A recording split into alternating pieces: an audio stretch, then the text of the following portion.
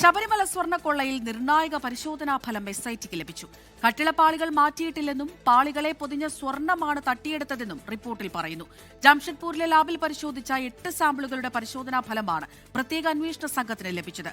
Report SIT കൊല്ലം vigilance കോടതിയിൽ സമർപ്പിച്ചു. അന്വേഷണത്തിൽ തൃപ്തിയില്ല എന്ന് ദേവസ്വം മന്ത്രി കെ മുരളീധരൻ പറഞ്ഞു. ശബരിമല സ്വർണ്ണക്കൊള്ള കേസിൽ അന്തിമ ശാസ്ത്രീയ പരിശോധനാ ഫലം പ്രത്യേക അന്വേഷണ സംഘത്തിന് ലഭിച്ചു.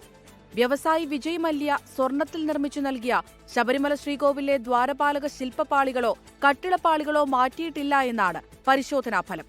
കൊള്ളയടിച്ചത് പൊതിഞ്ഞ സ്വർണം മാത്രമാണെന്നും പരിശോധനാ ഫലത്തിൽ പറയുന്നു. പാളികൾക്ക് 20 വർഷത്തിന് മുകളിൽ കാലപ്പഴക്കം നിർണ്ണയിക്കുന്നു. ജാംഷഡ്പൂരിലെ ദേശീയ മെറ്റലർജിക്കൽ ലബോറട്ടറിയിൽ നടത്തിയ പരിശോധനാ ഫലമാണ് പുറത്തുവന്നത്. ശബരിമലയിലെ ദ്വാരപാലക ശില്പപാളി, കട്ടിളപ്പാളി എന്നിവയിൽ നിന്നുള്ള സാമ്പിളുകൾ ശേഖരിച്ചായിരുന്നു SIT പരിശോധനയ്ക്കയച്ചത്. 8 സാമ്പിളുകളായിരുന്നു പരിശോധനയ്ക്ക് നൽകിയത്. പരിശോധനാഫലം കൊല്ലം വിജിലൻസ് കോടതിയിൽ സമർപ്പിച്ചു. കേസിൽ ഉടൻ കുറ്റപത്രം സമർപ്പിക്കാനാണ് SITയുടെ തീരുമാനം. അതേസമയം SIT അന്വേഷണത്തിൽ തൃപ്തിയില്ല എന്ന് ദേവസ്വം മന്ത്രി കെ മുരളീധരൻ. ഞങ്ങൾക്ക് ഇതുവരെ തൃപ്തിയില്ല. പക്ഷേ ഹൈക്കോടതിയുടെ നിയന്ത്രണത്തിലാണ് അന്വേഷണം എന്നുള്ളതുകൊണ്ട് നിയമോപദേശം നേടിയതിനു ശേഷം തുടർ നടപടികൾ സ്വീകരിക്കാൻ കഴിയും. സ്വർണ്ണ സാമ്പിളുകളിൽ അത്യാധുനിക രീതിയിലുള്ള ശാസ്ത്രീയ പരിശോധന അത്യാവശ്യമാണെന്ന് ഇക്കഴിഞ്ഞ ഫെബ്രുവരിയിൽ ഹൈക്കോടതി ഉത്തരവിട്ടിരുന്നു.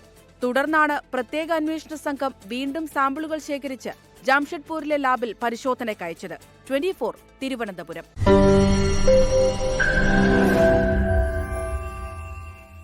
ലോകത്തെവിടെയായാലും ഏത് സമയത്തും 24 വാർത്തകളും ഓഗ്മെന്റഡ് റിയാലിറ്റി പാക്കേജുകളും എക്സ്പ്ലെയിനറുകളും വിശദമായി കാണാൻ ഞങ്ങളുടെ YouTube ചാനൽ നിങ്ങൾക്ക് സബ്സ്ക്രൈബ് ചെയ്യാം.